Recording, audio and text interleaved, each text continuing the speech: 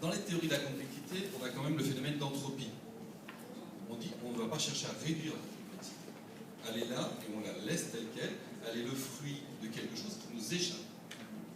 Et de dire on gère de l'incertitude et le seul moyen que l'on ait de pouvoir intervenir dans la complexité, c'est d'être au même niveau de complexité. Et de dire que le manager, son rôle est-il dans la simplification ou dans l'entropie? Et dans les discours, on avait un peu les deux. Dans un discours technique, ça veut dire quoi? Ça veut dire, est-ce qu'il est en outil, en mesure, ou est-ce qu'il est en projection d'un collectif? Et je crois aussi, par rapport à cela, que le manager se doit d'être dans les deux registres. Et c'est là la difficulté, en quelque sorte.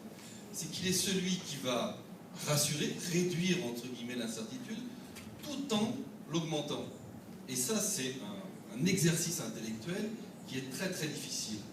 Et souvent on dit, on va faire le changement sans dire qu'on fait du changement. Et ça sera le meilleur moyen de réussir le changement. Ça veut dire qu'on va mettre des outils, on va réduire, mais on va aussi augmenter ce niveau-là. Et je crois que les enjeux formatifs, pédagogiques, à tous les niveaux de l'organisation, sont dans ce double, et qui est une forme d'écartement, et ne pas tomber dans un...